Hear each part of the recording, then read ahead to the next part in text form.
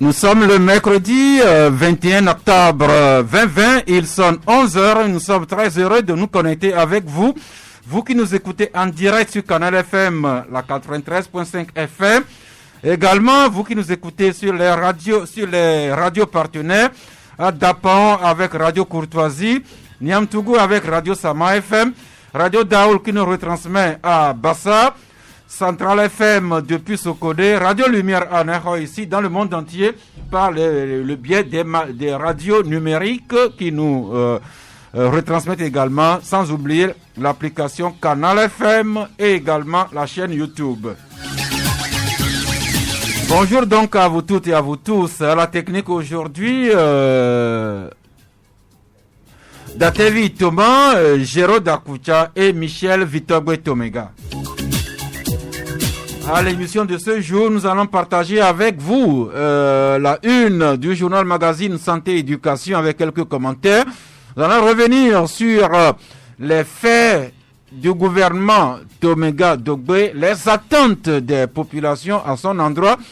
Mais nous allons également nous mettre sur les pistes de l'autre président, le président virtuel, qui ne cesse de nommer et de dénommer son gouvernement. Mais nous allons également revenir partager avec vous la grande campagne de distribution de moustiquaires qui commence demain. À ce niveau, les invités, autres confrères s'installent autour de la table. Le temps que nous découvrions la pensée du jour. Nous sommes bien sûr dans le mois du consommé local, mais le savoir est universel. C'est pourquoi aujourd'hui nous nous transportons dans le Royaume-Uni sur les traces de l'ancien Prime Minister Winston Churchill qui avait écrit, je cite, « Le courage, c'est ce qu'il faut pour se lever et pour parler. Mais le courage, c'est aussi ce qu'il faut pour s'asseoir et écouter. »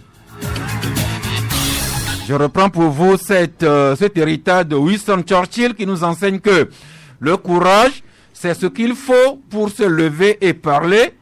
Mais le courage est aussi ce qu'il faut pour s'asseoir et écouter. Eh bien, allons maintenant à la connaissance des invités que nous avons à ce studio. Commençons par notre invité hors média, c'est monsieur Mathieu Aoui. Bonjour. Bonjour, sa sœur. Eh bien, monsieur Mathieu Aoui, il est le responsable de la lutte anti-larvaire du programme national de lutte contre le paludisme. Et c'est lui qui va nous entretenir sur la grande campagne qui commence demain. Et campagne au cours de laquelle il sera distribué aux Togolais des moustiquaires imprégnés pour lutter contre le paludisme. Mais la presse est également représentée par deux confrères déjà arrivés. Loko Kokou Joachim, bonjour. Bonjour Sas, bonjour aux fidèles auditeurs, auditrices de Canal FM. Reprenez s'il vous plaît le son, le n'était pas bien sorti.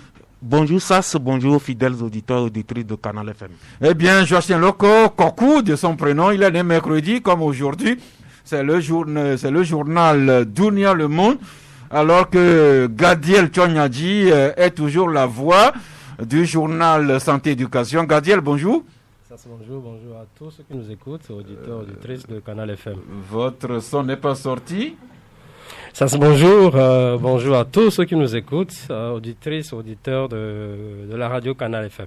Eh bien, par humilité, je voudrais vraiment nous excuser auprès des auditeurs. Depuis hier, vous avez quelques soucis à nous écouter par le son qui ne monte pas. Il vaut mieux que nous vous avouions ce petit souci technique et que vous augmentiez les boutons de vos postes récepteurs pour nous recevoir en bonne qualité autant que possible. Eh bien, commençons par ce qui va commencer demain. Cette campagne de distribution de moustiquaires. Je rappelle que notre invité, c'est Mathieu Aoui, qui est le responsable de la lutte anti-larvaire au programme national de lutte contre le paludisme. Eh bien, deux journaux parus aujourd'hui annoncent cette campagne. Le Libéral qui écrit à la page 7, démarrage de la campagne nationale de distribution de moustiquaires à imprégnation durable à partir de demain, jeudi. Autre journal, c'est Le Dialogue également qui écrit à la page 6, distribution de moustiquaires à imprégnation durable. C'est du 22 octobre au 2 novembre prochain. Monsieur Aoui, est-ce que vous confirmez le démarrage de la campagne demain et sa durée? Merci, Sas. Je voudrais tout d'abord remercier également les auditrices et les auditeurs de la radio Canal FM. Et pour revenir à la question, nous allons effectivement confirmer que la distribution des moustiquaires se fera à partir de demain, 22 octobre, et ce sur une période de 12 jours. Donc la campagne va se dérouler du 22 octobre au 2 novembre 2020. Donc la campagne commence demain et va durer 12 jours jusqu'au 2 novembre prochain. Eh bien, monsieur Aoui, à l'avant-veille du démarrage de la campagne, le ministère et ses partenaires ont rencontré la presse hier. Et c'est à cette occasion que le professeur Moustapha Michiawa rappelait que nous combattons le coronavirus, mais le paludisme est toujours là avec nous. Tout à fait. Parce que le paludisme, c'est une maladie que nous tous nous connaissons. Presque nous qui sommes dans ce studio, nous avons une ou plusieurs fois été victimes de cette maladie. Donc cette maladie fait vraiment rage. Et c'est dans le souci de combattre cette maladie que le ministère de la Santé et de l'Hygiène publique et de l'accès universel aux soins organise cette campagne de distribution des moustiquaires à partir de demain, comme vous l'avez annoncé. Et le ministre disait hier que le paludisme reste et demeure un souci majeur. Et un lourd fardeau pour la population, bien que nous en réussissions quelques petits succès. La preuve, le ministre disait que l'indice du paludisme a reculé de 25% entre 2015 et 2018, de même que la mortalité qui a régressé de 8% sur la même période, mais le paludisme demeure. C'est pourquoi il est envisagé cette quatrième campagne de distribution. Alors, combien de moustiquaires seront au total distribués, monsieur Aoui? Bon, pour cette campagne de distribution de moustiquaires à imprégnation durable de 2020, l'État et ses partenaires ont pu acquérir des moustiquaires à hauteur de 6 445 650 moustiquaires qui seront destinés à l'endroit de la population. 6 445 650 moustiquaires, alors que la population du Togo est estimée autour de 7,5 millions environ. Ça veut dire que presque chaque Togolais aurait pu bénéficier d'une moustiquaire. Oui, en fait, pour cette campagne, l'approche de distribution, c'est une moustiquaire par couchette. C'est-à-dire que dès qu'on arrive chez vous, le nombre de lits que vous utilisez, le nombre de nattes que vous utilisez pour vous coucher, et pas les nattes occasionnelles quand même, habituellement là où les gens se couchent pour dormir, on va recenser toutes ces couchettes et c'est par rapport au nombre de couchettes que vous aurez dans le ménage qu'on va vous donner les moustiquaires. C'est un détail important, ça veut dire que si notre ami Joachim Loko a une seule natte avec sa femme dans leur maison, ils auront une moustiquaire, alors que si Gadiel et ses 3 enfants, chacun a sa chambre et son lit. Donc, chaque personne dans la maison de Gadiel aura sa moustiquaire. Oui, tout à fait. Parce que on a constaté que par rapport aux premières campagnes, notamment les campagnes de distribution de 2011 et de 2014, où on donnait une moustiquaire pour 2 personnes, on a constaté que cette approche avait des limites. On arrive chez vous, par exemple, vous êtes avec votre bonne, et vous êtes 2, théoriquement vous avez droit à une moustiquaire, mais on sait que vous ne vous couchez pas avec votre bonne. Sinon, donc, vous feriez courir des risques à cette famille-là, bon, si vous donnez une moustiquaire au monsieur et à sa domestique. Bon, c'est un exemple parmi tant d'autres. Et à l'opposé également, vous allez arriver dans un ménage où vous avez une femme avec peut-être ses 2 enfants qui dorment ensemble. Comme le ménage est composé de 3 personnes, on va leur donner 2 moustiquaires. Mais dans la pratique, ils vont utiliser une moustiquaire. Donc, vous voyez, dans le premier ménage où il y avait manque de moustiquaire, on va dans le second ménage qui a surplus et une moustiquaire qui n'a pas été utilisée.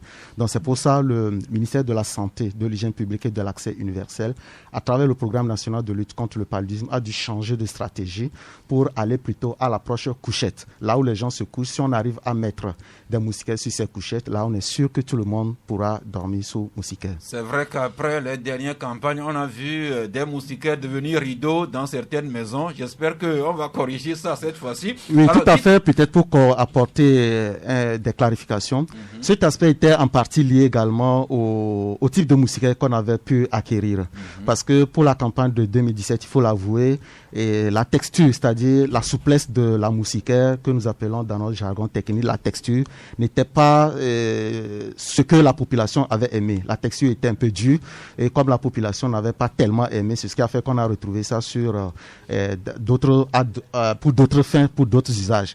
Donc pour cette campagne de 2020, cet aspect a été pris en compte et puis la texture sera vraiment la texture douce que la population apprécie. Ça veut dire que vous avez écouté la population et vous ajustez maintenant la campagne qui va démarrer demain. Oui, tout à fait. À la fin de chaque campagne, on évalue cette campagne et on essaie de voir la mobilisation sociale qui a été faite, les canaux par lesquels la population est informée, ce que la population a apprécié, ce qu'elle n'a pas du tout aimé, et ça nous permet de prendre ça en compte pour les prochaines campagnes.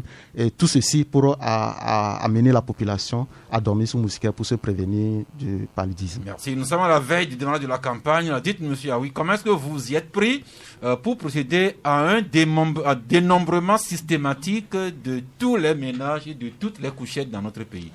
Peut-être que nous allons informer la population que pour cette campagne de 2020, il y aura des changements majeurs. Le premier changement, c'est que le dénombrement sera couplé à la distribution.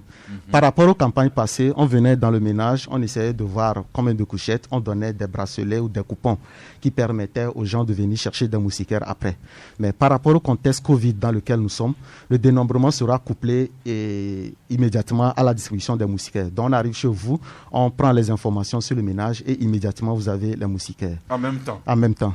Le deuxième aspect, donc, ça ne sera pas comme de par le passé, on demandait aux gens de venir peut-être à l'école primaire publique ou bien au marché ou bien à la place publique pour chercher des moustiquaires, mais ça sera dans les ménages. Donc les équipes de dénombrement de distribution vont passer de maison en maison pour distribuer les moustiquaires. Tout ceci pour éviter les attroupements parce que nous sommes dans le contexte Covid, nous devons tenir compte des dispositions mises en place pour pouvoir éradiquer cette pandémie. Eh bien, du 22 octobre au 2 novembre, ça fera 12 jours. Alors, de quelle heure à quelle heure les agents de distribution vont circuler dans les maisons? Théoriquement, nous allons dire toute la journée théoriquement. Mais peut-être dans la pratique, ça va passer de 6h ou 7h jusqu'à dans l'après-midi, 16h ou 17h.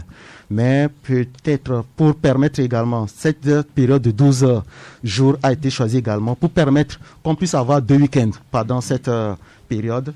Tout ceci pour permettre aux fonctionnaires qui vont au boulot de pouvoir les retrouver les week-ends à la maison, qu'on puisse les dénombrer et leur donner également des moustiquaires. Et en dehors de cette disposition, donc on arrive chez vous et que vous n'êtes pas là, il y aura des messages que les équipes de dénombrement de distribution vont également laisser à l'endroit du ménage, peut-être sous la porte ou bien à portée. Et dès que vous revenez, vous pouvez prendre attache avec l'équipe de dénombrement de distribution qui a laissé son contact pour vous convenir, pour leur dire nous serons là à telle période, tel moment. Et les équipes pourront repasser, vous dénombrer, vous donner vos moustiquaires. Merci. J'ai écouté le ministre Miji Awa donner d'utiles conseils aussi bien aux agents de distribution que aux ménages, à nous les bénéficiaires. Alors, monsieur Aoui, voulez-vous nous répéter ces conseils ministériels? Peut-être ces conseils à l'endroit de la population, dès qu'elles vont recevoir les moustiquaires, nous leur recommandons vivement de les aérer à l'ombre. Pourquoi à l'ombre? Parce que le soleil a un impact par rapport à l'insecticide qui est utilisé pour imprégner les moustiquaires. Donc les ménages doivent aérer les moustiquaires à l'ombre. Ça peut être sous un arbre, sous un hangar, où il n'y a pas directement les rayons solaires. De les aérer pendant au moins 24 heures avant de les installer. Pourquoi les aérer? Parce que parfois il y a certaines personnes qui développent des allergies. Ça peut être des rhumes ou des sensations de brûlure au niveau des yeux ou sur la peau. Donc c'est juste pour diminuer l'effet de l'insecticide et permettre une bonne utilisation.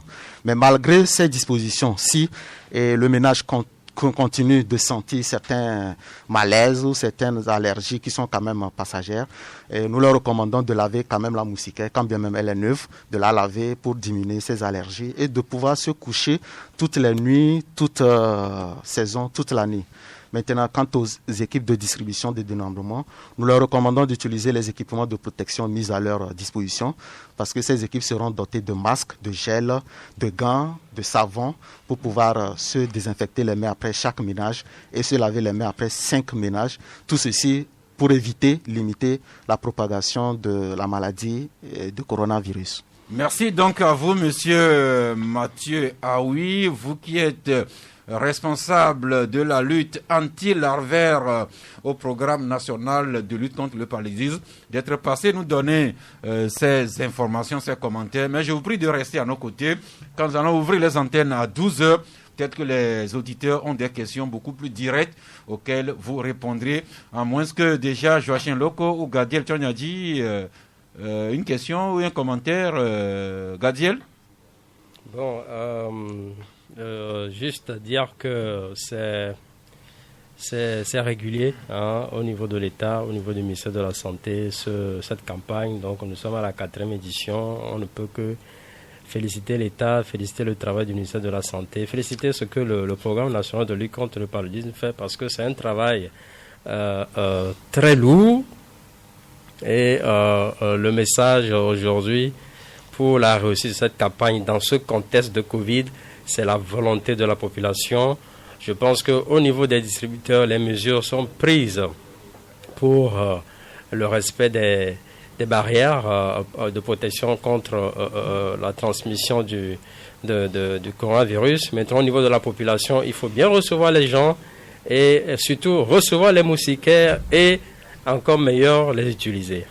Respecter les mesures qui viennent d'être dites, aérer la moustiquaire pendant 24 heures à l'ombre avant d'utiliser. Les gens ne le font pas et c'est après, il y a des problèmes, ils disent que la moustiquaire n'est pas bien. Merci beaucoup. Je continue à recevoir vos plaintes sur le son qui est bas. C'est un souci que nous avons ici. Ça va être réglé incessamment.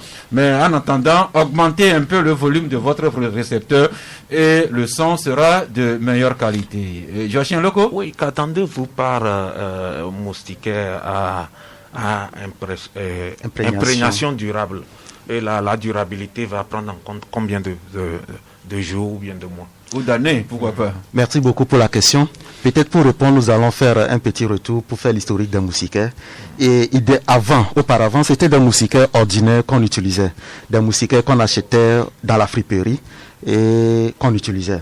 Maintenant, non, il y a des gens qui se confectionnaient de nouvelles moustiquaires. Oui. Pas tout le monde qui allait à la friperie. Tout à fait. Même ces moustiquaires qui étaient confectionnés par des couturiers ou je ne sais quoi, étaient toujours des moustiquaires ordinaires en ce sens que elles n'étaient pas imprégnées d'insecticides. Maintenant, comment la moustiquaire en général agit? Elle agit sous 3 façons. Donc, dès que vous dormez sous moustiquaire, le moustique qui vient ne peut pas entrer parce qu'il y a la barrière physique. Maintenant, lorsqu'on met l'insecticide, il y a l'effet excito-répulsif dans notre jargon, qui signifie lorsque le moustique vient, il sent l'odeur de l'insecticide et est repoussé. Et le troisième effet, c'est que il y a des moustiques, si je peux me permettre le terme, un peu têtus qui vont quand même s'y poser sur la moustiquaire. Pour ces moustiques, ils vont absorber une certaine dose de l'insecticide et vont tomber, mourir. Donc initialement, lorsqu'on avait des moustiquaires qu'on achetait dans la friperie ou bien qu'on se faisait coudre, s'il n'y avait pas l'insecticide, donc il fallait venir au niveau du centre de santé ou de la formation sanitaire pour se faire imprégner la moustiquaire pour augmenter son efficacité. Dans ce cas, la moustiquaire est une moustiquaire imprégnée. Mais cette moustiquaire, toutes les fois que vous la lavez, vous devez réimprégner d'insecticides. Donc ce qui devenait un peu fastidieux pour les ménages, chaque temps qu'on imprègne, il faut réimprégner. Donc c'est de là que les fabricants ont pensé à incorporer un insecticide dans la fibre depuis la fabrication, qui fait que même si vous lavez votre moustiquaire, vous n'êtes plus obligé de la réimprégner comme de par le passé. C'est de là le nom moustiquaire à imprégnation durable. Maintenant, cette moustiquaire peut résister jusqu'à 20-24 lavages, soit pour une durée de 3 ans. Merci, mais peut-être que les gens vont choisir de laver leur moustiquaire une fois par an pour que ça oui, mais nous allons peut-être aussi profiter de cette intervention pour dire à la population de laver la moustiquaire toutes les fois qu'elle est sale. Et si elle n'est pas sale, il faut la laver une fois par trimestre. Pourquoi une fois par trimestre? Parce que lorsque vous installez votre moustiquaire à l'intérieur de la chambre, surtout si elle n'est pas de couleur blanche, comme les moustiquaires qu'on va distribuer cette année qui seront de couleur verte, quand vous êtes dans la chambre, vous ne voyez pas que la moustiquaire est sale. Donc, nous recommandons de laver une fois par trimestre, même si la moustiquaire n'est pas sale, ou même si avant le trimestre la moustiquaire est sale, il ne faut pas attendre forcément que le trimestre soit épuisé, mais il faut toujours la laver. Merci, je connais des cousins, quand on était au village, ils demandaient que leur maman leur achète des pagnes rouges, comme ça on ne saura jamais quand ce pagne était sale. Ça c'est pour la bonne humeur. Revenons à plus sérieux. Le paludisme, dont certains symptômes peut s'apparenter par moment à d'autres pathologies comme la grippe ou le rhume. Ces pathologies qui intéressent Santé Éducation. Vous en parlez aujourd'hui, Gadiel. Bonjour d'abord. Bonjour. Alors, à la page 4, Santé Éducation donne des conseils pour éviter de contaminer notre entourage quand nous aurions éventuellement une grippe. La grippe saisonnière, vous savez, c'est une maladie qui est récurrente. On en parle très peu en Afrique, mais c'est une maladie qui existe. Et d'après les études, c'est surtout pendant la saison pluvieuse. Mais on remarque que cette maladie traverse toute l'année, toutes les saisons. Donc, il y a lieu de refaire des études pour donner une certaine précision par rapport aux saisons pendant lesquelles il y a une recrudescence de la grippe saisonnière. Vous savez, la grippe saisonnière, dans ce contexte précis, c'est compliqué. C'est déjà un défi pour le système de santé parce que on a la Covid et la grippe ont des symptômes similaires. On parle de la fièvre, une très forte fièvre qui va de 38 à 40 degrés parfois.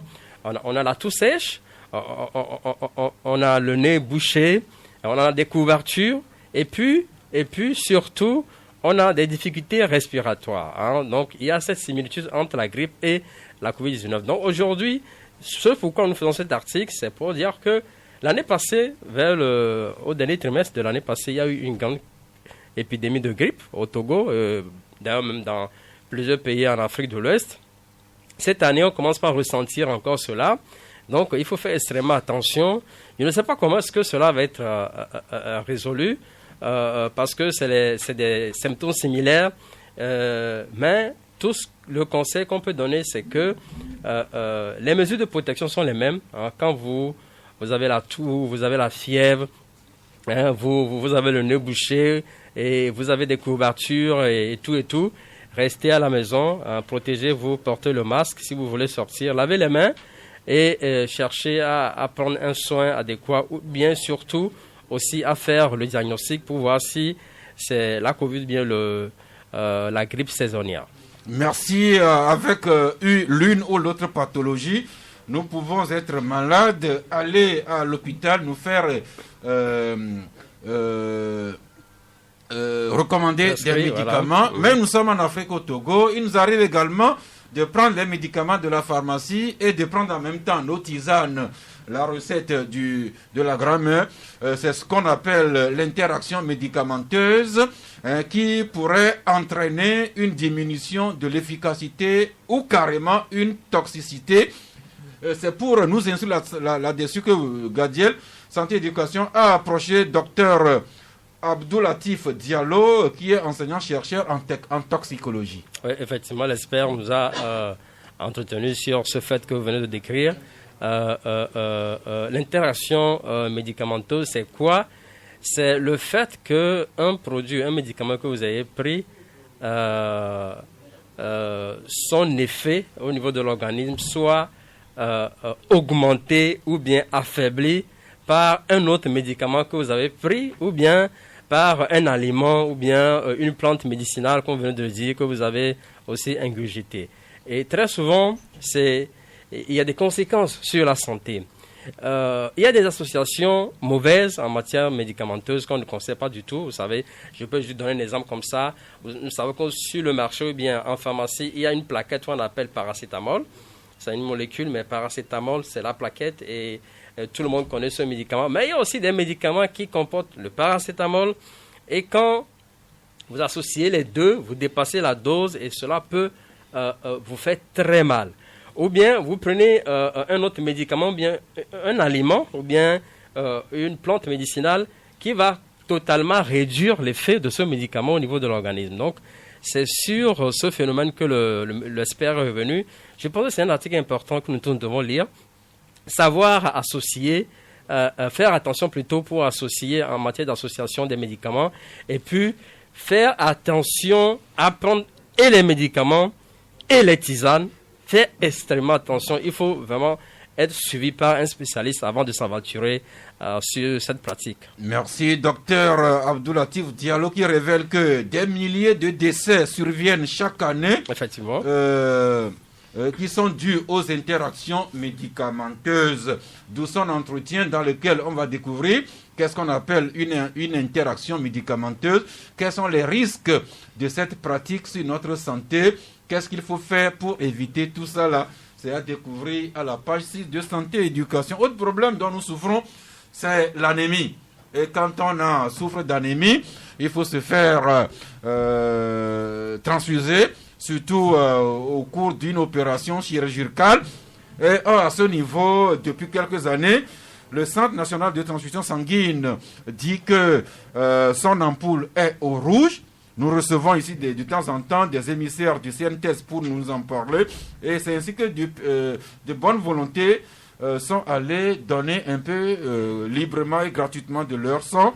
Et vous en parlez aujourd'hui, Gadiel. Oui, cet exemple, c'est important, d'autant plus que c'est une ONG internationale qui est partenaire de l'État togolais, le CRS, qui œuvre dans le domaine de la santé et du développement, qui a mobilisé son personnel. Ils sont une quinzaine de personnes à aller faire le don de sang.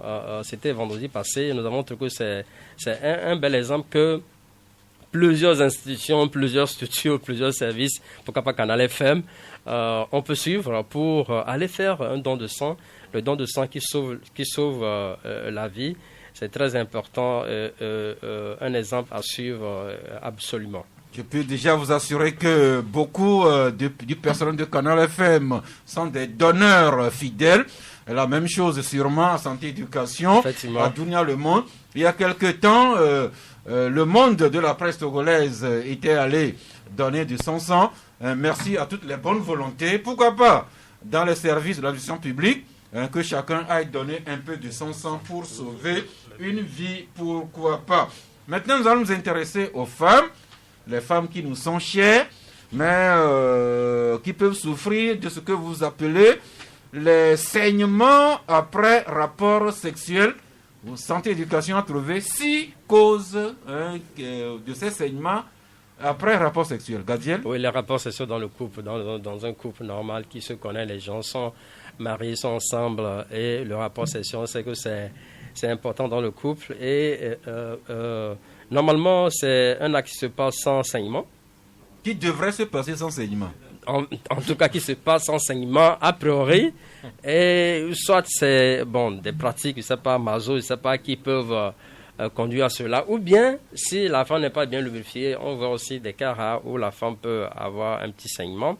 Alors là, vous voulez dire par là que si les préliminaires, si l'échauffement n'a pas été bien fait, le match peut se révéler fastidieux. Oui, tout à fait. Donc, il faut faire les préliminaires. Les amateurs de football comprendront. Oui, ils comprendront. Et puis, maintenant, quand une femme remarque que pendant, ou bien, il y a cela un certain temps, quand elle fait les rapports sexuels avec son homme, elle saigne, que ce soit même une petite goutte, mais du fait que ce soit récurrent, cela doit attirer son attention, parce que le saignement après les rapports sexuels, un saignement répétitif qui est récurrent, cela peut être un signe d'une maladie. Soit les experts parlent de fibromes, ça c'est un signe que la femme a des fibromes à son intérieur, soit c'est un signe d'une infection vaginale qu'elle doit rapidement soigner, soit c'est aussi le signe du cancer du col de l'utérus. Est-ce que vous voyez? Donc, de toutes les façons, un saignement vaginal après rapport sexuel répétitif, ce n'est pas normal. Nous conseillons aux femmes, à ces femmes, d'aller consulter un médecin gynécologue pour un diagnostic. Merci. Je n'ai pas encore lu l'article. Peut-être que l'une des causes pourrait être un mauvais ajustement des dimensionnements des organes intervenant à ce moment-là. Non, mais nous recommandons ce thème-là à Maman Eusebio dans son émission de santé sexuelle reproductive, Mogno Mogno.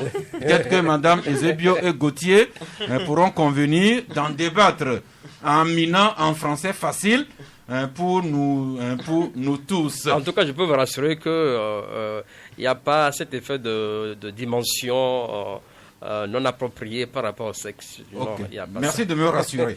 Maintenant, il y a un petit article là qui m'intéresse beaucoup pour nous, les adultes, surtout les jeunes. Il s'agit des jeux de chiffres et de lettres. C'était une émission qui passait il y a quelque temps à la télé, les jeux, les lettres et les chiffres. À côté, il y a d'autres jeux comme les mots croisés, comme Scrabble, qui malheureusement, je ne sais pas si ça se joue encore beaucoup. Alors, vous nous rappelez que ces jeux de chiffres et de lettres sont utiles pour rajeunir notre cerveau. Ça, c'est vraiment dommage qu'aujourd'hui, sur les télévisions africaines, ces émissions aient disparu. Mais quand vous captez les chaînes occidentales, vous voyez que ces émissions demeurent, c'est de vieilles émissions. Les gens ont animé ces émissions pendant 20 ans, 30 ans. Ils sont partis, ils ont été relayés par la jeunesse. Mais chez nous, ces émissions sont parties et sont remplacées par des programmes qui n'ont rien à voir avec l'intellectuel. Mais aujourd'hui, plusieurs études sont faites sur ce genre d'émissions et qui révèlent que c'est très important pour le réflexe cognitif, c'est très important pour la santé du cerveau. Donc, nous recommandons aux chaînes africaines. Je ne sais pas si au Togo, il y a une chaîne encore qui fait cela. La TVT était la chaîne qui faisait cette émission. Et quand vous êtes devant votre écran et vous suivez cette émission, vous ne pouvez pas vous empêcher de participer à ce jeu, de faire ce jeu chez vous. Donc, c'était une compétition entre ceux qui étaient les candidats au niveau de la télévision et puis les téléspectateurs. Cela est très bon pour la santé au niveau du cerveau. C'est une recommandation que nous faisons plutôt. Revenons à ce genre d'émissions. Ces émissions très intéressantes pour d'abord même l'intellectuel et qui sont aussi très bons pour les élèves.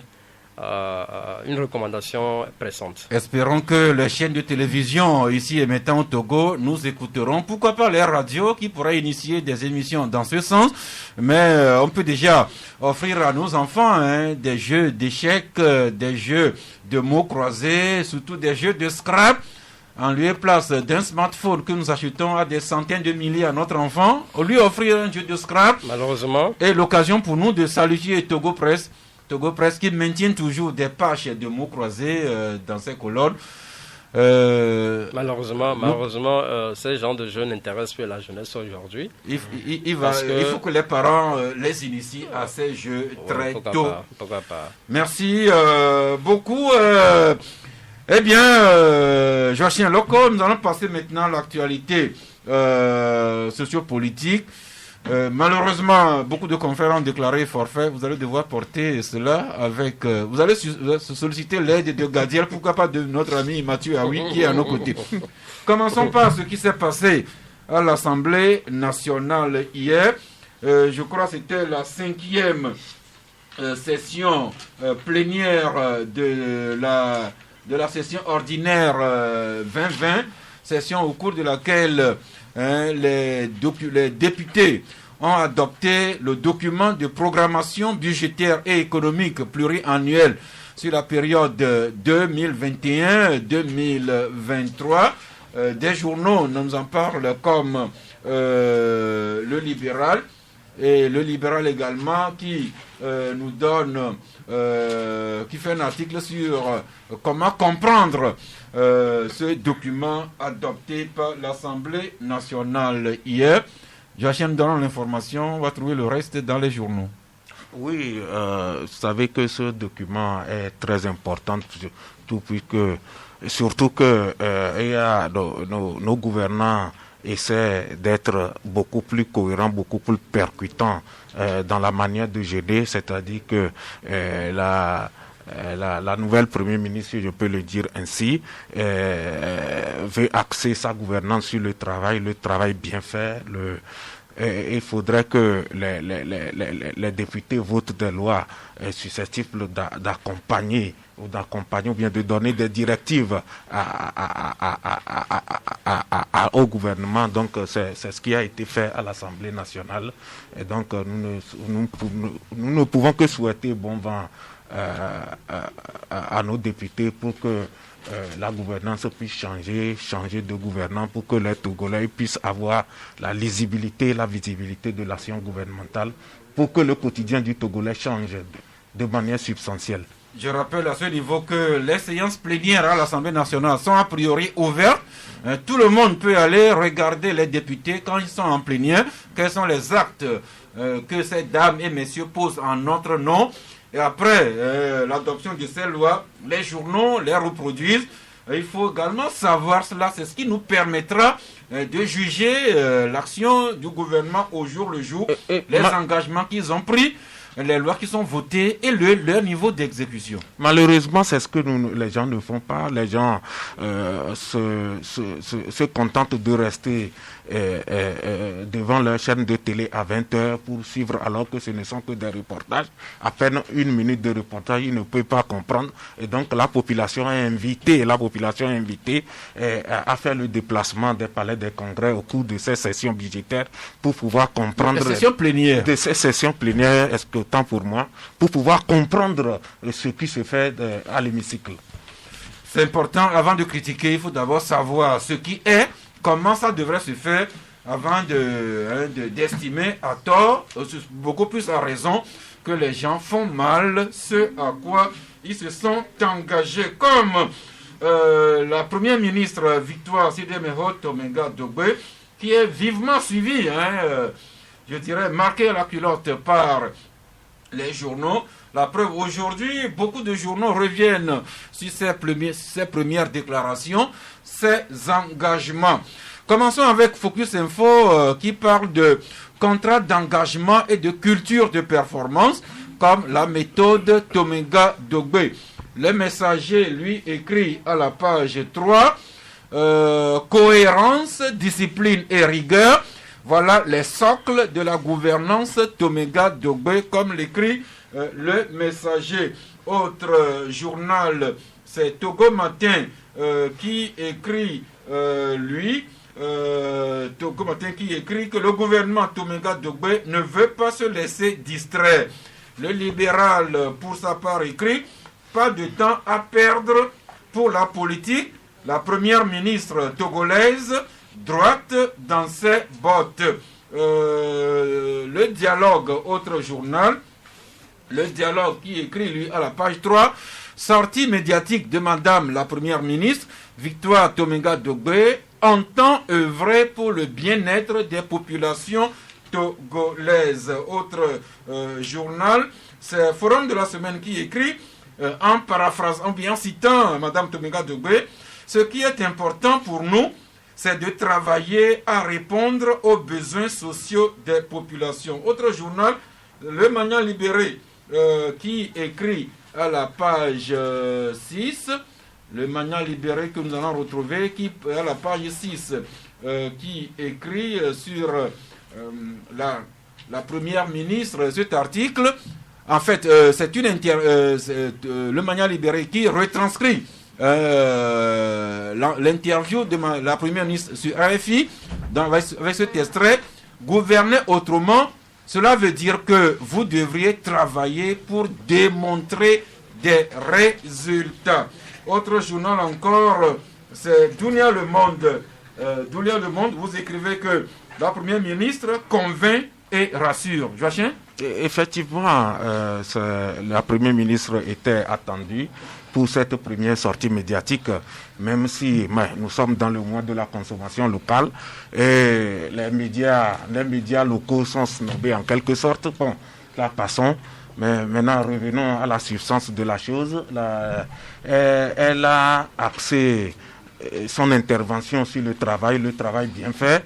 Et notre concert a tout fait pour glisser la première ministre sur la piste de la politique, mais elle est restée droite dans ses bottes, dans ses convictions, en disant que la période de l'élection présidentielle est déjà passée, que les Togolais doivent retrousser leurs manches, surtout son gouvernement. Le gouvernement doit retrousser ses manches, surtout que vous avez suivi sans savoir que la semaine dernière, le gouvernement a organisé un séminaire gouvernemental et donc une feuille de route bien précise a été confiée à tous les ministres avec obligation de résultat. Ça, c'est du jamais vu, c'est la première des choses. Et donc, tous les Togolais ne souhaitent que un bon résultat, la lisibilité, la visibilité de l'action gouvernementale pour que cela puisse impacter le quotidien du Togolais et cela puisse changer les aspirations profondes des populations,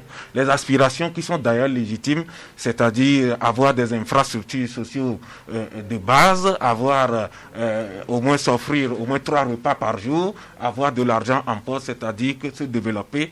Et donc la première ministre est attendue et bon, je pense quand même que nous devons lui accorder en quelque sorte le bénéfice du doute, parce que ce n'est pas facile. Si elle échoue, c'est la gente féminine qui a échoué, donc elle le sait, c'est pour cela. Non, la réussite ou l'échec de Mme Tominga Dogbe dépasse les femmes. C'est l'ensemble ça dépasse les femmes, mais c'est la première fois que le chef de l'État a confié une telle responsabilité. Le chef du gouvernement et la tête du gouvernement à une dame, donc elle a obligation de résultat. Elle le sait, surtout que elle a axé ses interventions sur la technocratie, sur le travail. Je pense que nous devons lui faire un peu de confiance et attendre les 100 premiers bouts pour pouvoir commencer son bilan. Merci, nous l'attendions. Il était très occupé, mais il a pu se libérer. Il nous a rejoint. Fabrice Paton-Pekezi, bonjour. Bonjour à toi, ça c'est toutes mes excuses pour ce grand long petit retard. Je confirme que c'est vraiment indépendant de votre volonté. C'est pourquoi je vous remercie encore d'avoir tout fait pour nous rejoindre 20 minutes avant la fin de nos débats en interne. Alors vous intéressez également à Mme Tominga Dogbe, vous relevez qu'elle n'a pas du temps pour la politique. La Première ministre tient droite dans ses bottes. Allons au développement.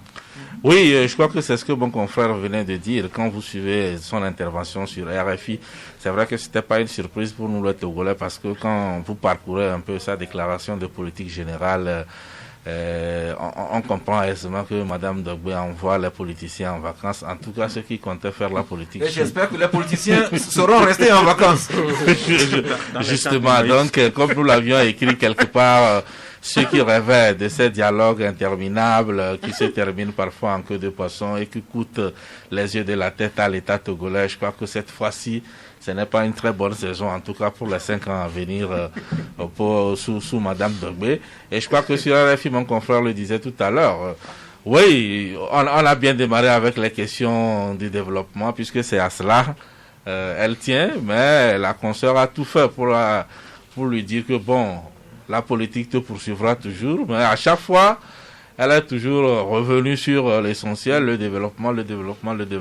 Et donc, cela voudrait dire qu'une fois encore, ce ne sont pas pour l'instant des paroles en l'air et qu'elle reste vraiment déterminée par rapport au schéma qu'elle s'est tracé elle-même, quoi. Merci. Le détective qui écrit, lui, de la nécessité pour Victoire Tominga Dogbe de concrétiser toutes ses actions. Même si pour le triangle des enjeux, c'est plutôt une affaire de gloutonnerie, de pilotage à vue, d'accaparement ou de simple compétence. Victoire Tominga Dogbe, la primature et la direction de cabinet ou la valse des indéboulonnables. Madame Tominga Dogbe est servie dans tous les sens. Oui, bon, est-ce qu'elle est indéboulonnable? C'est vrai qu'elle était là depuis 2008, si ma mémoire est bonne, depuis le premier gouvernement Humbo. C'est sûr même que c'est Humbo qui l'a fait venir. Mais bon, elle a eu à pousser les ailes. Elle est rompue à la matière. Elle connaît, après avoir géré pendant plusieurs années un ministère, le ministère du développement à la base, elle connaît quand même les préoccupations des Togolais, surtout à la base. Et donc, on verra, on attend. Et comme je viens de le dire, on attend quand même les 100 premiers jours pour voir est-ce que son action va impacter de façon positive le quotidien des Togolais. Eh bien, rendez-vous d'ici fin décembre pour commencer à percevoir les premiers faits concrets du gouvernement Tominga Dogbe qui veut vraiment gouverner autrement. Mais un chantier qui l'attend déjà, c'est le monde de l'emploi. Et la dernière fois, lorsque l'OTR, l'Office de Togolais, voulait recruter 300 personnes, c'est un total de 13 420 candidats qui se sont signalés. Nous avons calculé, ça faisait une chance de 2,42% pour chacun des candidats. Et Liberté, qui revient sur le sujet aussi et qui écrit 13 420 candidats pour 300 postes à l'OTR. Et pour Liberté, c'est la preuve de 10 ans d'échec de Mme Tomenga Dogbe, qui a été ministre de développement à la base des jeunes et de l'emploi des jeunes. Mais l'emploi des jeunes ne regarde pas que le gouvernement. Il y a de bonnes volontés des sociétés privées, de bonne volonté. C'est ainsi que nous venons d'apprendre qu'une société une bonne volonté recherche des agents de sécurité de 20 à 40 ans, jeunes dames, jeunes hommes, de préférence habiter les alentours, les quartiers depuis Atikoumé jusqu'à Sanguera, sur toute la ligne de Atikoumé jusqu'à Sanguera. Si vous êtes intéressé par ce travail d'emploi, jeunes garçons et filles de 20 à 40 ans, eh bien vous contactez le 90 06 52 52, 90 06 52 52 ou le 90 24 13 10 89, 90 24 13 89. Nous vous souhaitons bonne chance. Mais le travail, certains l'ont, mais ne sont pas contents. Ils menacent d'entrer en grève. C'est ce que vous nous dites, Fabrice Patom. Vous nous parlez de la brasserie Bébé de Lomé avec un préavis de grève dans l'air. Fabrice? Oui, il y a un préavis de grève qui circule déjà au niveau de la brasserie. En tout cas, nous avons eu copie donc de ce préavis de grève-là. Et naturellement, quand les employés, puisque c'est le syndicat, le Synthète, qui en tout cas annonce les couleurs au niveau de la brasserie, qui a des soucis, il faut le comprendre, parce que quand vous parcourez la note, vous comprenez qu'il y a eu plusieurs tentatives pour discuter avec les plus hautes autorités de la brasserie, mais apparemment, ils n'ont pas encore gain de cause, d'où cette menace. Et on espère que la menace pourra ramener les autorités peut-être à trouver une table d'entente, une table autour de laquelle ils vont s'entendre. Mais ce qui est sûr, il y a des problèmes, il y a des velléités de licenciement, puisque apparemment la brasserie, il y a quelques difficultés qui l'amènent à fermer même certains sites. Certains parlaient du site d'Enfouin où ils faisaient de l'eau et tout cela et autres. Donc naturellement, quand il y a suppression d'emploi, il y aura forcément des gens qui seront laissés sur le carreau. Dans quelles conditions ça va se faire exactement? Et voilà la situation. Alors on se demande, est-ce que la Bébé Lomé, qui faisait partie quand même des grandes sociétés, et puis la bière ça s'achète tous les jours, et certains même disent que c'est... Et quand vous vous lancez dans le commerce de boissons, c'est là où on tombe difficilement en faillite. Alors qu'est-ce qui se passe? Est-ce qu'il s'essouffle déjà? Il souffre déjà de cette concurrence que lui lance l'autre société qui est sur place. En tout cas, l'avenir nous dira. Merci. Autres travailleurs qui ont perdu leur travail depuis quelque temps, c'est ce que nous rappelle le journal La Manchette. Dans leur état de dèche atroce, les licenciés de la SNPT crient directement au président Faure Gnassingbé. C'est une affaire vieille depuis 2009. Des gens qui sont retrouvés licenciés du jour au lendemain. Et depuis 10-12 ans, ces licenciés de la SNPT crient. Et comme personne ne les écoute, ces personnes choisissent de s'adresser directement au président de la République. Et mettons le vœu que leurs cris tombe dans les oreilles de Faure Gnassingbé. Joachim Loko? Qu'on le veuille ou non, le chef de l'État est le papa de la République. Et donc, quand, comme le disent nos amis militaires, c'est chaud, quand ça ne va plus, on doit faire recours à lui, surtout que la SNPT, c'est une boîte pourrie. On a eu à gérer le phosphate, on ne sait pas comment est-ce que un produit du sous-sol qu'on gère, on ne puisse pas bien gérer cela pour que ça profite aux Togolais et qu'il y ait des licenciements dans ce secteur. Le chef de l'État doit quand même écouter les cris de détresse de ces gens-là pour qu'une solution durable et efficace soit trouvé à ce problème-là. Merci. Et si en est-il de Faure Gnassingbé et de son Premier ministre avec les attentes des populations à leur endroit? Mais Fabrice, nous savons qu'il y a également un autre président qui ne se prive pas de nous le faire savoir. C'est Gabriel Mensah Guillaume Kodjo qui continue à répéter à qui veut l'entendre que c'est lui qui a gagné l'élection présidentielle du 22 février dernier. Et chaque jour, il pose des actes. Cette semaine, c'est que nous apprenons que son premier ministre, Antoine... son premier ministre Antoine Adjombe a démissionné et que dans la foulée Guillaume Kodjo a procédé à la nomination d'un deuxième premier ministre, même avec un gouvernement de 17 membres. C'est le travail de la presse, nous en parlons. Le libéral écrit à la page 5 revendication de la victoire, stratégie bizarroïde d'Agboyome Kodjo, écrivez-vous Fabrice. Oui, c'est une stratégie que je trouve finalement un peu bizarre parce que vous savez, Agboyome a réussi quand même à damer le pion à un important parti politique comme celui de l'ANC aux dernières présidentielles grâce à un discours qu'il tenait et puis avec le soutien également du Prélat. Alors qu'est-ce qu'il disait aux gens? Une opinion favorable à l'opposition estime toujours que les élections ont toujours été volées et que maintenant il fallait quelqu'un qui peut quand même revendiquer sa victoire, c'est-à-dire qui peut gagner et pouvoir gouverner. Ce qu'on reprochait à Fabre qui a mis beaucoup de temps en marchant dans la rue, on s'est moqué un peu de sa stratégie. Et donc, puisque Agboyome avait l'habitude de dire aux gens qu'il a fait le régime, qu'il les connaît très bien, qu'ils se connaissent bien, lui il ne fera pas, s'il gagne, lui il va prendre le pouvoir, il ne sera pas comme les autres. Et donc, on l'attendait, vous savez, au lendemain de la présidentielle, lorsqu'il a essayé d'appeler les gens à marcher, les gens ont dit non, tu nous as dit que si tu gagnes, tu prendras le pouvoir. Maintenant, on attend que tu nous démontres ce que tu peux faire là où les autres ont échoué.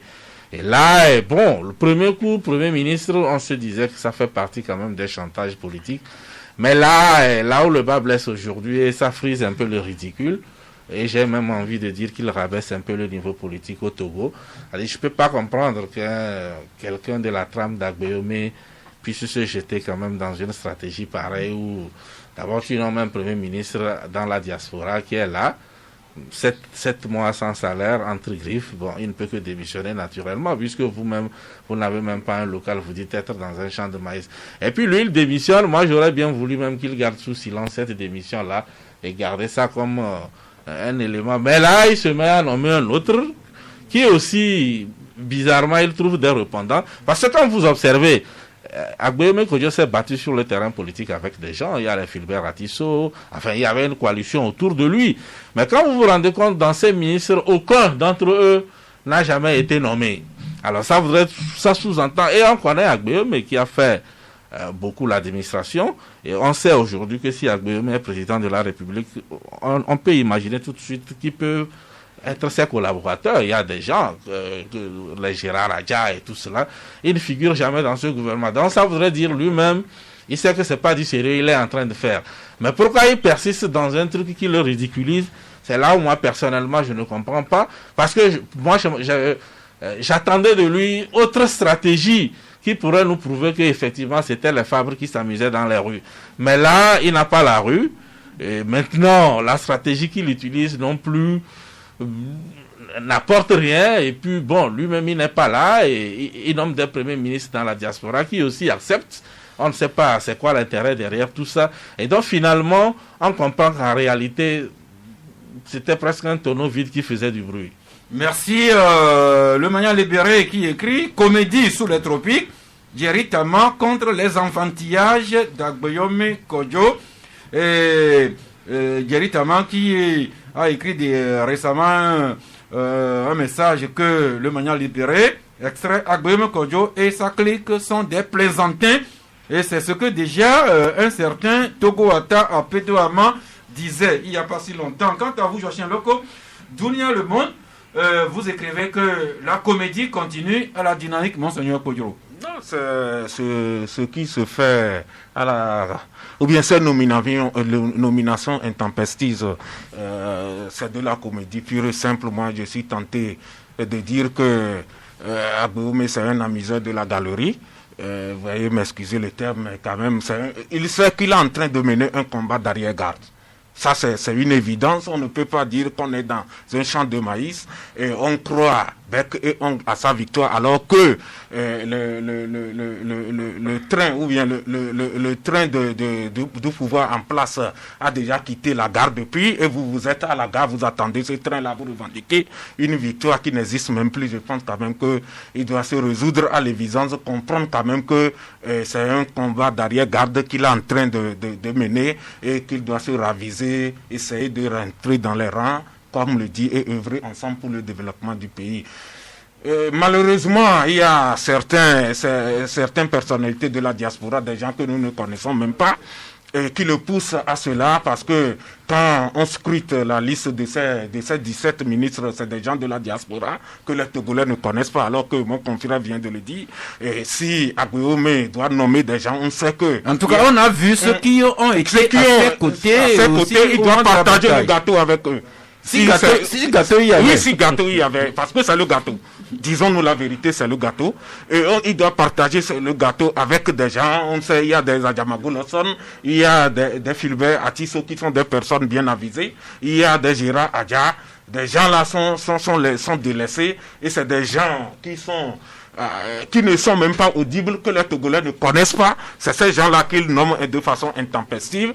Et bon, est-ce qu'il est naïf? Moi, je ne sais pas, mais quand même, quelqu'un de sa trempe, quelqu'un qui a assumé et géré assumer les hautes fonctions de la République togolaise, je pense quand même qu'il doit cesser cette comédie-là pour s'atteler à l'essentiel, opposer, c'est-à-dire une résistance farouche en pensant à des stratégies qui puisse être porteuse. Je pense quand même que ça sera bien pour sa politique. Sinon, il est en train de se ridiculiser tout simplement. Si Dounia Le Monde écrit que la comédie continue à la dynamique, Monseigneur Kodjoro, le messager lui écrit dynamique, Monseigneur Kodjoro, cela ne tient qu'à un fil. Et ailleurs, toujours le messager qui écrit, Djari Tama qui s'adresse à Agbéoumé Kodjo, citation, au bout d'un moment, il faut sortir de l'irrationnel, a écrit Djari Tama à Agbéoumé Kodjo, pendant que Togo Matin se demande et si Agbéoumé Kodjo écoutait les conseils du jeune Djari Tama. Et nous terminons avec Focus Info qui écrit dans son éditorial: il faut délivrer Agbéoumé Kodjo. Peut-être que Agbéoumé Kodjo, ou nous tous, nous avons besoin d'un coach, un coach que nous accueillons dans ce studio. Caroline Sassinam, bonjour. Bonjour. Eh bien, vous êtes coach, pas en politique, mais coach de la vie de couple, n'est-ce pas? Oui, vie de couple, vie de famille. Vie de couple, vie de famille. Oui. Et même des chefs d'État ont besoin d'avoir une vie de famille assez harmonieuse, n'est-ce pas? Avant même qu'ils aient besoin d'une vie de famille, ils viennent d'une famille. Et donc, ils doivent être en harmonie avec la famille qu'ils viennent de quitter pour former leur propre famille. Et en même temps être en harmonie avec la famille qu'il a nommée ou bien qu'il a portée comme chef d'État. Donc, il y a toujours famille là où il va se trouver. Donc, si lui-même, il n'y a pas de ces liens-là, parce que c'est ces liens-là qui font que soit on a vraiment une ambiance de vivre ou bien on est détesté. Donc, ça peut arriver que... Alors, vous nous suiviez avec les attentes que les Togolais expriment à l'endroit du chef de l'État, Faure Gnassingbé. Madame Tomenga Dogbe qui vient d'arriver, qui a déjà beaucoup d'attentes, sans oublier les autres aussi.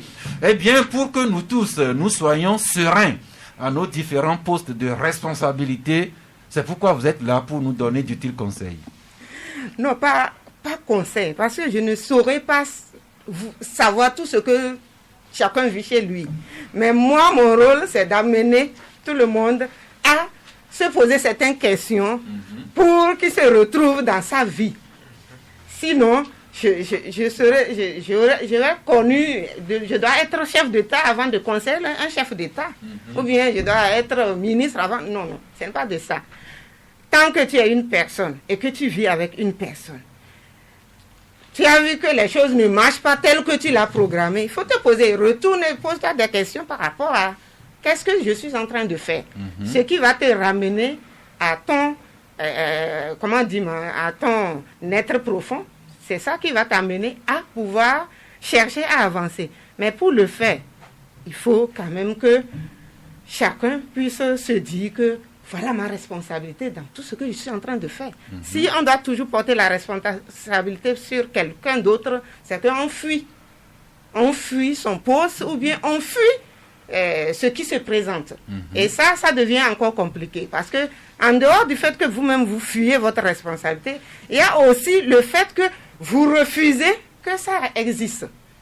Et vous créez sur votre propre corps des émotions qui sont négatives et vous créez des émotions négatives à l'endroit des autres. C'est pourquoi vous aimez nous dire qu'il faut que nous les hommes, il faut que nous arrivions à bien connaître notre épouse et que la femme également connaisse parfaitement son compagnon. Oui, bon, ça c'est déjà aller au niveau déjà dans la vie de couple. Mais toi, homme, il y a quelque part, il faut dire que tu ne te connais pas assez. Si on se connaissait assez, il y a certaines capacités qu'on aurait déjà utilisées. Mais c'est parce qu'on ne se connaît pas assez qu'on doit chercher à mieux se connaître. Ça c'est du point de vue capacité. Mais du point de vue comportemental ou bien du point de vue physiologique, il y a certaines caractéristiques ou bien certains comportements qu'on ne connaît pas. Ça aussi c'est grave. À notre niveau, nous devons toujours chercher. Personne ne peut dire que je me connais une fois de bon, parce que l'homme évolue. Et troisième partie, c'est que il faut aussi savoir avec qui tu vis. Si je sais que moi, en tant qu'homme, c'est comme ça que les hommes fonctionnent, quand je dois avoir une relation avec un autre homme, je dois tenir compte de ça. Sinon, il y aura toujours des malentendus. Mais si je sais qu'une femme, c'est comme ça, elle fonctionne, je dois tenir compte quand je suis en face d'une femme. Sinon, il y aura malentendu parce que nous ne parlons pas le même langage. Merci. Bien connaître son compagnon, sa compagne pour que le foyer soit harmonieux. Et si on a la tête d'une institution, que la sérénité arrive à ce niveau aussi. Nous marquons un moment de pause et nous rebondissons avec vous. 93.5. Nous revenons ici au studio. Nous avons parlé de quelques articles de santé et éducation. Nous avons parlé abondamment de la campagne de distribution de moustiquaires qui commence demain jusqu'au 2 novembre. Et nous avons fait le point de l'actualité sociopolitique. Le pouvoir réel ici au Togo et l'autre pouvoir avec ses gouvernements. Et puis on a fini avec la coach de vie de couple, vie de famille. À présent, la parole est à vous. Bonjour, le premier auditeur aujourd'hui.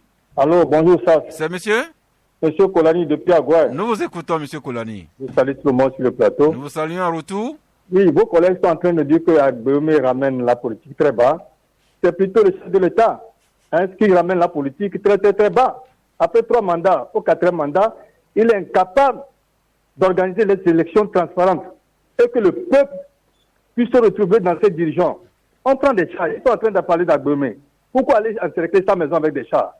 Pourquoi demander la justice demande à quelqu'un de ne plus parler? Oh, ils étaient nombreux comme candidats.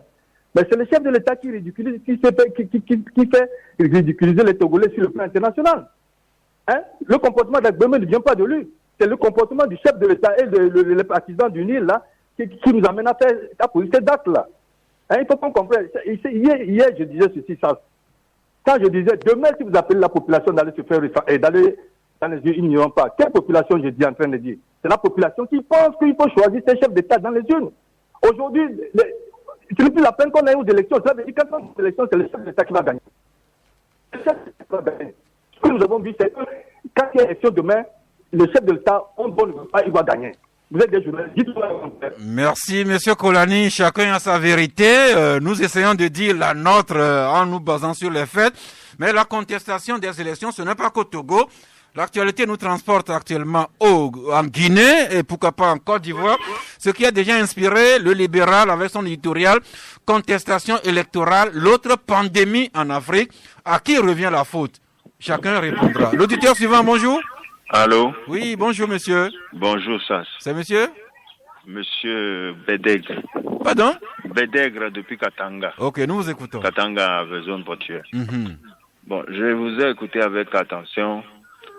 Moi, je pense que personne n'est Dieu sur le plateau là-bas. Hein. Quand on prédit l'avenir du Togo, même au Mali, les gens minimisaient beaucoup de choses, mais après on a appris que c'est la Suisse qui est venue par quelqu'un, etc.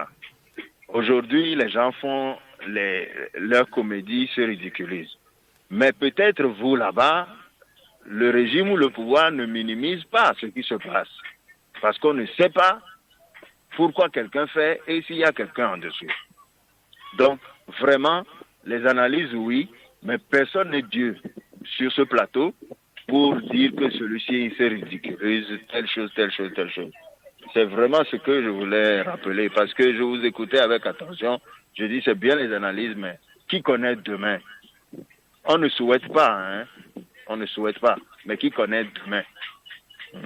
Voilà. Merci. Vous avez raison. Là, vous avez raison, c'est que demain est une grosse incertitude. L'auditeur suivant, bonjour. Allô? Akpalara, nous vous écoutons. Vous voulez parler un peu plus fort? Oui, alors, je voudrais savoir si nous avons encore des opposants au Togo, ou bien ce sont des perturbateurs de politique au Togo. Si nous avons des opposants au Togo ou si ce ne sont que des perturbateurs, vous comprendrez que je ne saurais vous répondre, sauf que je vous renvoie quand même à 2 articles de journaux. La manchette qui écrit aujourd'hui, redéfinition de la lutte démocratique, le peuple face à la question des leaders. Je vais retrouver le 2e journal et je vous le donnerai. Pour le moment, l'auditeur suivant, bonjour. Bonjour. Oui. Abonné. Oui, allez-y. S'il vous plaît, l'invité sur la campagne, il est là? Il est là. Ok, c'est à lui mes questions. Il vous attend. À ce jour, il y a des moustiques récidivistes qui se permettent de se poser sur les moustiquaires. D'autres même rentrent et chantent dans vos oreilles. Qu'est-ce qui amène cet état de fait et comment pourrons-nous pallier? Deuxième question, à ce jour, Covid-19 a damé pion au paludisme. Or, qu'on savait que le palu nous gangrenait depuis des années. Et j'aimerais savoir, au niveau du ministère, est-ce que c'est une question de paresse intellectuelle ou bien de refus de mieux servir la population sur le fait que tous les produits utilisés pour pallier au paludisme ont leur source ou bien leur base en Afrique. Les matières premières utilisées sortent de nos terres avant d'être transformées en produits finis qu'on nous ramène. Est-ce qu'au ministère, un travail se fait pour qu'on puisse utiliser nos produits locaux pour la guérison? Merci. Merci. L'invité va vous répondre dans un moment. Nous prenons l'auditeur qui attend en ligne. Bonjour. Oui, bonjour, ça. C'est monsieur? Monsieur Sambro. Sambro? Oui. Ah, des noms vraiment pittoresques. Allez-y. Oui. Bon, moi j'ai une question à nous poser à nous tous Togolais. Si nous tous, on se reconnaît vraiment dans les résultats qui étaient sortis des urnes pour les élections présidentielles de 22 février passé. Ça, c'est un. Et d'habitude, j'ai l'impression de nous demander à tout un chacun de nous qu'une élection se gagne dès la fin de celle qui vient de passer. Je nous proposais toujours aux médias que les médias, vous les journalistes, on a une responsabilité très importante dans ce qui doit amener à la fin d'une élection. Par exemple, nous tous nous attendons le 3 novembre pour les élections aux États-Unis, une élection qui va se passer dans un pays aussi grand que les Amériques. Et voilà que les résultats, on les a automatiquement, juste la fin des bureaux, la fin des élections. Nous proposons à vous, les médias, je l'ai toujours dit, si nous pouvons avoir les yeux dans les bureaux de vote à tout moment, et nous aussi on... L'ami est parti. C'est bien d'attendre beaucoup des médias, mais s'il vous plaît, ne demandez pas à la presse de faire des miracles. Le dimanche dernier, nous avons eu des élections en Bolivie Et le même jour, on a eu le résultat. En tout cas, un candidat s'est déclaré gagnant. Ce même dimanche, on a eu les élections en Guinée et vous savez ce qu'il s'ensuit. Dans ces deux pays, à la Bolivie et la Guinée, il y a la presse, comme il y a la presse au Togo, que chacun fasse son travail et nous, journalistes, nous vous informerons. L'auditeur suivant, bonjour. Bonjour, mes directeurs, Papa Sibiti du plateau. Que Dieu vous bénisse. Amen. Moi, tout ce que je veux, il faut qu'il y ait la paix dans ce pays-là. Parce que ceux qui prônent les déluges, quand ça va commencer par crépiter, vous verrez votre portail, vous ne pouvez pas entrer. Donc, qu'il y ait la paix, l'amour pour tous les Togolais. L'opposition, il y a eu ceci, il y a eu cela, que les gens s'entendent. Monsieur Sambaré Natchaba, paix à son âme, il a dit, l'opposition n'a qu'à aller voir le président, ou bien le chef de file, appelle le président, est-ce qu'il va refuser de les recevoir? Maintenant, la première ministre, tout ce qu'elle a dit, vous avez vu son programme, 95% de développement et 5% politique. Attendons de voir pour comment ça va être. Le chômage, qu'elle résolve le chômage, les fonctionnaires, les retraités, les journalistes. Faisons cette politique, parce que ce qui est passé, est-ce que ça va revenir? Donc moi, le sanitaire qu'on vient nous faire n'est qu'à niveau dans notre quartier. C'est ce que moi je souhaite avec la Banque mondiale. C'est un défi.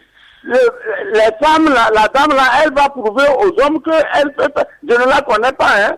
Je ne fais que suivre ce qu'il faut suivre. Selon moi, mon point de vue. Merci beaucoup. Je vous en prie, Papa Sibiti. Le dernier auditeur, bonjour. Oui, bonjour. Oui. Oui, c'est Pélé. Oui, allez-y. Je salue le plateau. Moi, la démocratie en Afrique, c'est une question de comment on la concepte. Hein.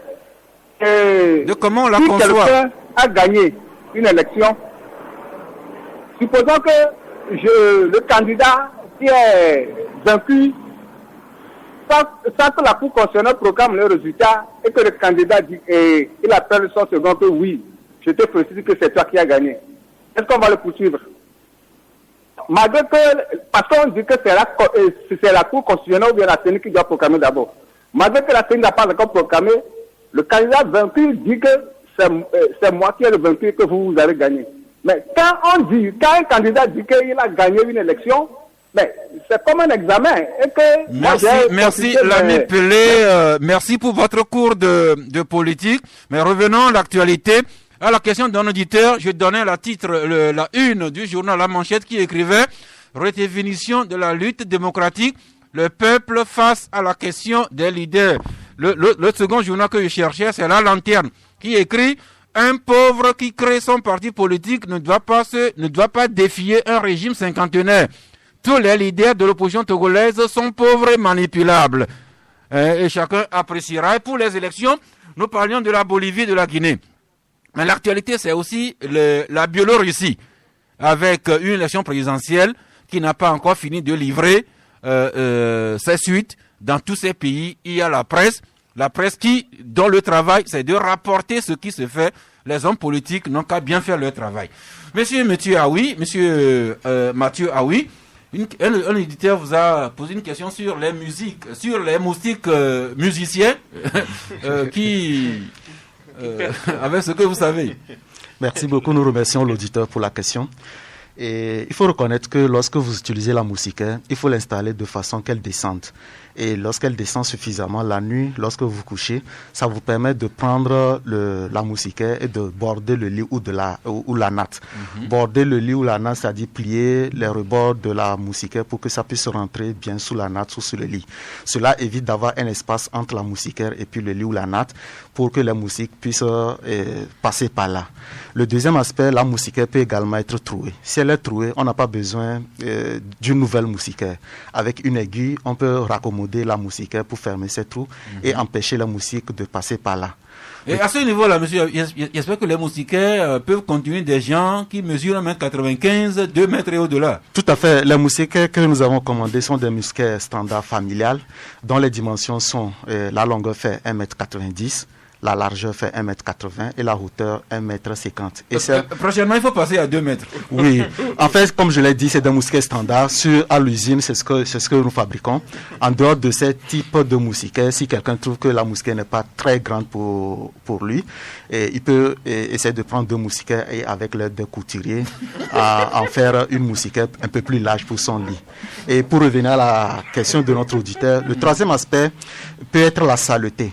En fait, j'avais dit que lorsqu'on installe la mousquet dans une chambre et que surtout la mousquet n'est pas blanche, d'une couleur comme verte que nous allons distribuer, et on ne s'aperçoit pas lorsque la moustiquaire est sale. Donc, il peut y avoir des couches de poussière entre la moustiquaire, ce qui permet que lorsque le moustique se pose sur la moustiquaire, il ne peut pas absorber les doses d'insecticides comme la moustiquaire devait le faire et qui permet donc au moustique de se reposer aisément sous la moustiquaire.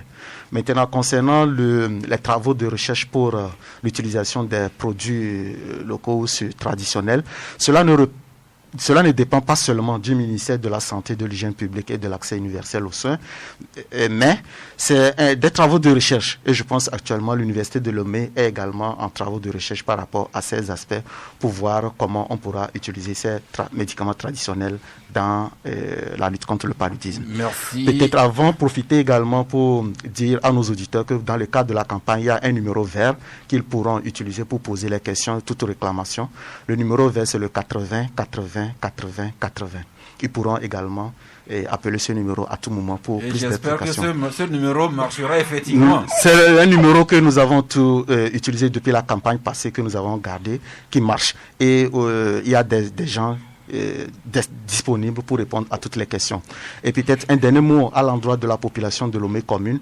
Pour la campagne passée, on n'avait pas assez de moustiquaires pour en distribuer dans Lomé commune, mais pour cette campagne, il y a assez de moustiquaires pour distribuer dans Lomé commune, donc ils seront disponibles pour accueillir les agents de dénombrement. Justement, il y a un auditeur qui m'a écrit un message qu'il est derrière Ségbé là-bas, que à chaque fois, eux, ils sont oubliés. Oui, là, ça dépend peut-être que je ne sais pas de quel côté de Ségbé. Il y a également un problème de frontière entre les formations sanitaires. Il est Ségbé du Togo. Ségbé, ok. Oui, c'est ce que je disais. Et parfois, il y a les formations sanitaires ont des zones de responsabilité. Parfois, il y a des zones où une formation sanitaire se dit c'est de ma responsabilité, un autre dit non, c'est de l'autre. Et je pense qu'actuellement, le directeur préfectoral de la santé de Golfe est déjà instruit, il a pris des dispositions pour que ce problème soit également résolu. Merci Fabrice Joachim, pas beaucoup de temps, mais un auditeur nous a mis en garde. Personne ne connaît demain avec ce gouvernement réel ou fictif. Lui non plus ne maîtrise pas demain. Enfin, il ne s'agit pas de demain, mais moi je dis, j'étais dans une analyse, je dis qu'il y a des gens qui sont arrivés proclamés deuxième à l'issue de plusieurs présidentielles, notamment Jean-Pierre Fabre, et qui a toujours fait de la marche son arme pour revendiquer sa victoire. Et donc, à un moment donné, les gens étaient un peu lassés par cette stratégie. Et Agbeome, au cours de la campagne, avait fait des offres aux populations qui étaient très intéressantes. Les gens ont mordu. C'est-à-dire que lui, il dit, votez pour moi. Il a même donné une heure à laquelle il ramène la victoire. Et donc, mais non, à la fin, en attendant de voir qu'est-ce que Agbeome Kodjo a comme stratégie pour pouvoir gouverner là où les autres, enfin, réussir là où les autres ont échoué. Il déployait cette stratégie, mais finalement on se rend compte, moi il est dans une stratégie qui ne me convainc pas, et en tant que citoyen journaliste, je dis que cette stratégie ne me convainc pas, qu'elle est ridicule. Un auditeur justement qui réagit pour dire que Agbeome Kodjo n'est pas du tout ridicule, il sait ce qu'il fait. Eh bien nous terminons aujourd'hui, mais nous terminons définitivement avec vos cartons. Monsieur, ah oui, c'est une tradition, à la fin de l'émission, un carton vert à une personne physique ou morale pour les bonnes actions. Carton jaune pour mettre en garde, carton rouge pour sanctionner, mais ce carton est attribué à des personnes sur des sujets qui n'ont pas été débattus au sein de cette émission. Vous cherchez pendant que les confrères vont vous montrer le chemin. Joachim Loco? Non, moi je donne un carton rouge à ceux qui ne sont pas tolérants sur la route, sur nos routes. C'est-à-dire que des responsables de famille arrivent au pugilat, ils s'insultent dans la rue, et donc je donne carton rouge à de tels actes. Merci. D'ailleurs, dans notre rubrique sur le civisme et la citoyenneté, nous avons ça à la une de notre journal. Merci. Fabrice Pechesi, votre carton? Oh, je n'en ai pas. Vous passez donc Gadia Tchonyadji? Carton rouge, je crois que ça doit être à la cellule de lutte contre la Covid. Carton rouge. Oui, carton rouge. Le numéro 111 est contrôlé par la cellule, je crois, ou bien c'est le ministère de la Santé. Mais ce numéro 111, est-ce qu'il est toujours un numéro vert, ou bien il a viré au rouge, ou bien il a viré au vert, ou bien au bleu? On ne sait pas. Ce n'est plus un numéro vert, en tout cas, parce que... Il n'est pas accessible. Il n'est pas accessible. Et pour ça, carton rouge au détenteur du numéro 111. Monsieur Aoui, j'espère que... votre numéro, vous le répétez? C'est le 80, 80, 80, 80. Et j'espère qu'on ne va pas vous attribuer un carton rouge pour ce numéro. Pas du tout. Ok, continuez à chercher votre carton. Je viens Caroline Sassenam. Avant de donner, en tout cas moi je ne sais pas vos cartons là, je n'ai rien maîtrisé. Mais avant de donner mon avis par rapport au carton, je reviens à ce que Joachim a dit, que les pères de famille, des responsables de famille, qui ont qui en viennent aux mains dans la rue. Oui. Moi, je dirais aussi que ces personnes, quelque part, je ne sais pas trop, ont dû accumuler certaines choses qui n'arrivent même plus à se contrôler. Caroline, on n'a plus le temps de commenter. C'est le carton rapidement. Donc, son carton, moi, je lui dirais de diluer un peu son carton. Donc, de les excuser. De toutes les façons... Eh bien, Caroline, si on veut en savoir davantage sur la vie de couple, comment vous contactez? 90 38 87 79. Encore une fois? 90 38. C'est un numéro vert. 90 38 87 79. Merci, monsieur Mathieu Aoui. Votre carton? Ok, tout comme les prédécesseurs, je sortirai également un carton rouge à l'endroit de tous ceux qui n'observent pas les mesures barrières de lutte contre la Covid. Merci, c'est fini pour aujourd'hui. Nous avons été heureux d'être connectés avec vous 85 minutes durant. C'est beaucoup. Eh bien, nous allons tous digérer cela. Et on se retrouve demain jeudi à 11h, si Dieu le veut et Dieu le voudra bien. Mais d'ici là, continuez encore à célébrer la vie.